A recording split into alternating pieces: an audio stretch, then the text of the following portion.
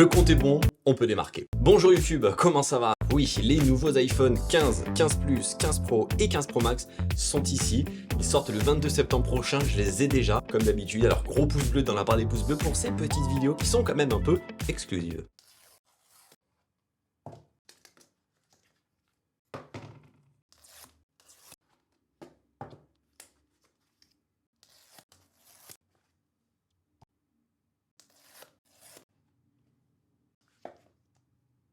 Quatre coloris qui sont nouveaux cette année et qui sont très réussis. La première nouveauté concernant les nouveaux iPhone 15 et les 15 Plus, c'est que le dos, en plus d'être en vert bien entendu, passe en vert matifié.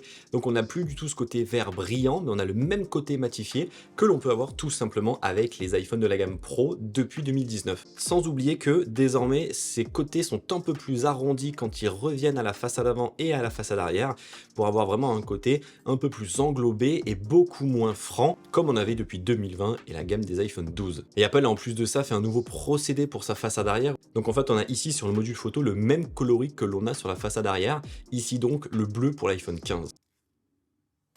Le 15 Plus, c'est la même chose, nouveau procédé en verre matifié, on voit que la pomme est un peu plus brillante, tout comme ici le contour de l'appareil photo, mais le dos est bien plus matifié, c'est vraiment très joli, et en plus bien entendu du pourtour qui lui aussi reprend la couleur du produit, donc ici quelque chose d'un peu rose pâle, très joli. Les iPhone Pro à côté, c'est une autre histoire. Puisqu'on se retrouve avec un tout nouveau matériau cette fois-ci sur les côtés, c'est fini l'acier inoxydable qu'on connaissait depuis des années. Maintenant c'est mat, un peu comme ce que l'on retrouve sur les 15 et 15 Plus, mais c'est pas de l'aluminium. Non, c'est tout simplement du titane, oui, que l'on retrouve ici tout autour, ce qui permet déjà un peu plus de robustesse, mais surtout d'être beaucoup plus léger. Et vraiment, vous le verrez quand vous aurez vos iPhones chez vous, ces iPhone 15 Pro et 15 Pro Max sont bien plus légers en main, et c'est un peu perturbant. Et bien sûr, on retrouve ce nouveau bouton d'action qui prend lieu et place du bouton Switch Volume que l'on a encore sur le 15 et le 15 Plus, mais que l'on n'a plus du coup sur la gamme des Pro. Et donc, le principal, on va dire, nouveau coloris de cette gamme des iPhone 15 Pro, c'est le titane naturel. Il est vraiment très joli, pareil, le côté en titane, l'arrière en verre dépoli matifié. Il est vraiment très beau, il fait un peu sable, un peu gris, un peu gold sur certains angles. Il est vraiment très réussi, toujours le bouton d'action. Vraiment, cet iPhone 15 Pro Max, c'est très beau. Voici donc la gamme pour cette année, le 15, le 15 Plus, le 15 Pro, le 15 Pro Max, 4 coloris, bleu, rose, titane bleu et titane naturel. Avant de passer à la configuration, parlons des protections. Des nouvelles protections plus précisément en fine woven, que ce soit pour les MagSafe avec 2 décoloris et pour les iPhones avec un coloris qui est le bleu. Enfin en tout cas le Pacific Blue. Voilà donc ce rendu, ce toucher de cette protection qui ne remplace pas le silicone qui existe encore, mais qui remplace les coques en cuir d'Apple, alors qui avait pour habitude quand même de coûter cher de 1, mais surtout de mal vieillir parce que les bords ici partaient très rapidement, la couleur changeait très souvent, donc finalement ce procédé, on verra comment il évolue dans le temps, mais là visuellement il est très beau, ce bleu foncé, mais surtout il est très doux. Tout comme les porte-cartes MagSafe qui avaient été lancés en 2012 lors de l'arrivée de MagSafe sur iPhone, le combo passe quand même très bien. J'adore le combo. Sur un 15 Pro en bleu aussi. Bon, maintenant on passe à la configuration de ces iPhones. On va choisir un 15 et pourquoi pas un 15 Pro. On va pas tous les faire, ce serait beaucoup trop long. On va commencer par l'iPhone 15 en bleu. Pour le configurer, pas plus compliqué, on appuie sur le bouton comme d'habitude. Bien entendu, c'est iOS 17 qui est préinstallé à l'intérieur. iOS 17 qui est sorti ce lundi 18 septembre, donc n'hésitez pas à l'installer si vous avez un iPhone 10S ou supérieur, c'est disponible et compatible. Il y a aussi quelque chose peut-être que vous ne ressentez pas ou que vous ne voyez pas, mais l'écran maintenant redescend un peu sur les côtés, ou en tout cas le vert, ce qui veut dire qu'on a un ressenti quand on passe son doigt sur le côté qui est beaucoup plus agréable que lorsqu'on était avant avec quelque chose de très anguleux. Et nous voilà sur l'iPhone 15. Maintenant on va aller voir surtout le fond d'écran de l'iPhone 15 en lui-même. Bleu, noir, vert, jaune ou rose. On va rester dans la couleur de l'iPhone, du bleu. D'ailleurs ça match avec le fond. On se configure le 15 Pro Max en titane, la belle bête.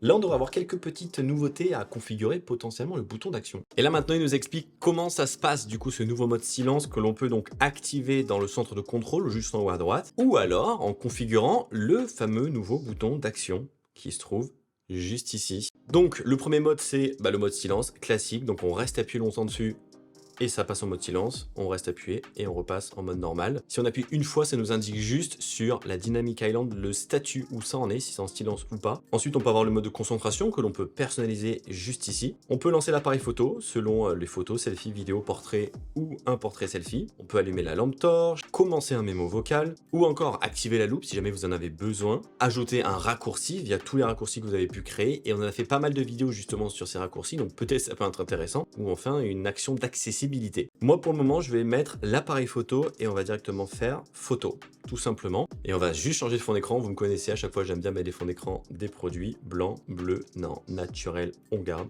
ajouter, définir comme paire. Maintenant qu'on a tout déballé, tout configuré, il est temps de faire un petit point quand même précis sur les nouveautés embarquées de tous ces iPhones. Avant bien entendu qu'on se retrouve dans des vidéos dédiées de tests de ces 4 nouveaux iPhones, le 15, le 15 Plus, le 15 Pro et le 15 Pro Max qui vont débarquer très bientôt sur la chaîne YouTube. Alors si ce n'est pas fait, comme d'habitude, abonnez-vous pour ne pas rater ces tests où je vous dirai tout à l'intérieur. Déjà, la plus grosse nouveauté, bien entendu commune à ces 4 nouveaux iPhones, c'est le passage à l'USB-C. Fini le Lightning qui avait été introduit en 2012. Désormais, c'est de l'USB-C intégré. Alors, c'est pas exactement le même USB-C sur ces 4 iPhones. Le 15 et le 15 Plus ont de l'USB-C en 2.0 et le 15 Pro et le 15 Pro Max ont de l'USB-C en 3.0. Grosso modo, c'est la même chose pour le chargement. Ce sera du 20 watts de possible en chargement avec le chargeur vendu séparément. Mais par contre, lorsqu'on va vouloir transférer des données, ce sera plus rapide, jusqu'à 10 gigabits par seconde sur les iPhones de la gamme Pro en utilisant le bon câble. Vous savez, le câble noir d'Apple qui vaut quand même pour 1 mètre 79 €. Ce qui veut dire en fait qu'avec les iPhone Pro, vous allez pouvoir transférer des données de par les SSD, vous allez pouvoir enregistrer des vidéos sur des SSD externes, vous allez pouvoir connecter n'importe quel produit dessus. Pour également le faire sur la gamme normale, ce sera juste un tout petit peu plus lent. Ensuite, on retrouve toujours les mêmes tailles d'écran, vous le savez, 6,1 et 6,7 pouces sur les deux gammes différentes, Pro et normale. On a bien entendu enfin l'arrivée de la Dynamic Island qui était jusqu'à présent réservée aux gammes Pro, mais désormais sur les gammes normales du 15 et du 15 Plus. Dynamic Island qui permet d'avoir des interactions plus poussées, plus précises dans les applications, dans les notifications, voire même tout simplement dans l'interaction globale de l'écosystème Apple. La Dynamic Island est identique entre tous les iPhones qui existent, sauf que sur cette gamme 15 et 15 Plus,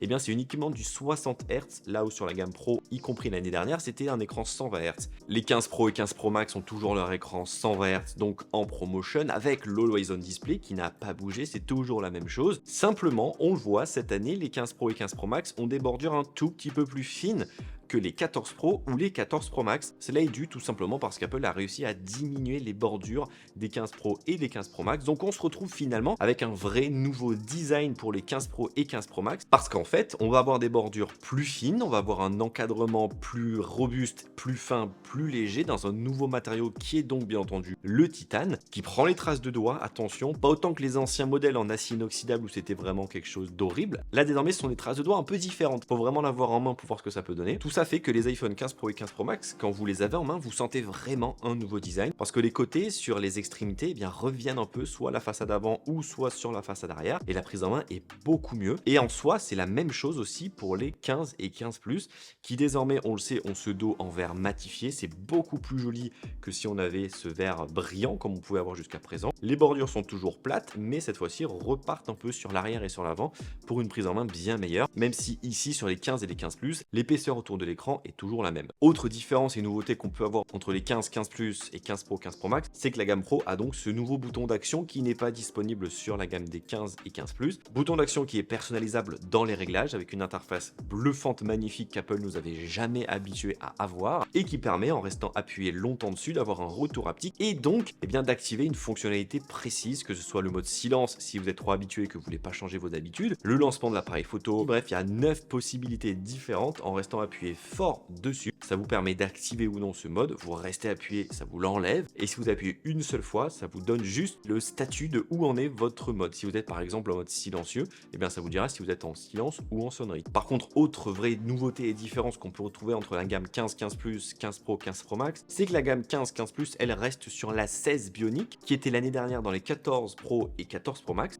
Désormais, les 15 Pro et 15 Pro Max, eux, ont une nouvelle puce avec un nouveau naming, la 17 Pro, une puce beaucoup plus puissante qui est gravée en 3 nanomètres, là où c'est du 5 nanomètres pour la 16 Bionic. Une puce qui permet de faire beaucoup plus de choses, beaucoup plus de puissance, c'est logique, mais surtout qui amène de 1 des possibilités de gaming, qui n'était pas le cas vraiment jusqu'à présent, avec des jeux qui sont spécifiquement conçus et développés pour être joués sur les iPhones, avec le ray tracing qui permet d'être encore meilleur, avec des aspects visuels beaucoup plus jolis, et ça peut quand même à mon avis peut-être amener un nouveau gap sur le gaming chez Apple qui n'était jusqu'à présent que en mode arcade, on pouvait pas vraiment jouer à des jeux vidéo. Apple indique que 7 à 17 Pro permet de jouer à des jeux vidéo de qualité de console comme la PS5.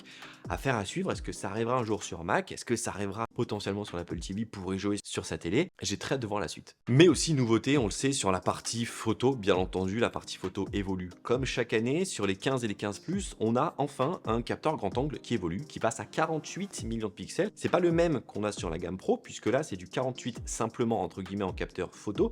On ne pourra pas faire du 48 millions de pixels en RAW. Ça c'est pour les versions Pro. Par contre, cela permet d'avoir un zoom optique x2 de 12 millions de pixels qui n'était pas jusqu'à présent disponible sur la gamme des iPhones normaux. On ne pouvait pas zoomer outre qu'en numérique. Désormais, on peut zoomer en optique sans avoir pour autant un troisième capteur photo. Et ça, c'est une excellente nouvelle, ce qui permet en soi d'avoir 3 capteurs photo avec cette gamme des iPhone 15 ou 15 Plus. Un ultra grand angle de 12 millions de pixels, un grand angle de 48 millions de pixels, mais en standard, c'est du 24 millions de pixels, ou enfin un zoom optique x2. On aura également le nouveau mode portrait qui permet d'être bien meilleur, mais surtout, de pouvoir prendre une photo, même en mode classique, et d'enregistrer toutes les données de profondeur pour, par la suite, dans les réglages, si on souhaite ajouter un mode portrait optique, pouvoir le rajouter avec la gestion de la profondeur, mais aussi la gestion de la mise au point. Devant, derrière, on choisit. Et ça, c'est plutôt bluffant parce que moi, je l'ai testé et ça marche très bien. C'est aussi, bien entendu, disponible sur les 15 Pro et les 15 Pro Max, qui, eux, pour le coup, vont toujours avoir ce capteur principal de 48 millions de pixels, mais qui, pour le 15 Pro Max, et uniquement lui, aura un zoom, cette fois-ci, optique en x5, ce qui n'était pas le cas jusqu'à présent, ou en tout cas, qui n'est toujours pas le cas sur le petit format, le 15 Pro, qui, lui, reste encore à un zoom optique x3. Ce qui veut dire, d'après Apple, et là, je trouve qu'ils sont malins, et je trouve aussi que c'est que du marketing, que désormais, les 15 Pro et 15 Pro Max ont 7 focales différentes possibles. Le macro, bien entendu, qui est disponible depuis des années, ça en fait un. Ensuite, on a l'ultra grand angle en 13 mm, le grand angle de 48 millions de pixels, qui va commencer avec une focale de 24, puis de 28, puis de 35, les 3 focales en soi préférées des photographes. Vous rajoutez le zoom optique x2 de 48 mm, et puis le x3 ou le x5 de 77 ou de 120 mm, ce qui fait 7 focales différentes. Alors qu'en fait, on n'a que 3 objectifs photo. C'est un peu osé quand même, je trouve, de la part d'Apple d'indiquer 7 focales différentes, puisqu'en soi, on va cropper dans l'optique pour avoir des focales différentes, ce qui existait de base déjà depuis la nuit des temps. Et le dernier point, bien entendu, c'est la partie batterie, on le sait. Les batteries ont augmenté d'un tout petit peu sur chaque version. Là, depuis quelques temps, 4-5 jours, j'utilise le 14 Pro en téléphone personnel, qui tient la route, mais ce n'est pas non plus faramineux comparé à ce que j'avais pu tester jusqu'à présent. À voir par la suite ce que ça va donner, mais je tiens ma journée, mais pas plus en soi. Voilà, c'est juste une batterie classique d'iPhone, il n'y a pas un gap monumental, alors que le châssis est différent, le matériau est différent, la puissance est différente. Affaire à suivre, en tout cas, c'est une batterie on ne peut plus standard qu'on a avec un iPhone aujourd'hui. Les prix, à partir de 969 € en 128 Go pour l'iPhone 15, 1119 € pour l'iPhone 15 Plus en 128 Go, 1229 € pour le 15 Pro en 128 Go, et 1479 € pour le 15 Pro Max, mais cette fois-ci en 256 Go. Des prix qui sont en baisse comparé aux années précédentes, c'est bon à prendre pour le coup, c'est rare qu'Apple diminue ses prix. Ils sortent le 22 septembre, mais je crois pour le coup que le 15 Pro Max en version titane est un peu en rupture de stock, puisque si vous le commandez aujourd'hui, vous l'aurez en novembre. Si vous avez la moindre question, n'hésitez pas, les commentaires sont là. À partir de demain, on revient pour plein de vidéos, une par jour à peu près sur tous ces iPhones, pour en profiter et vous donner toutes les informations dont vous avez besoin. Gros pouce bleu dans la barre des pouces bleus, prenez soin de vous, à très vite, bye bye.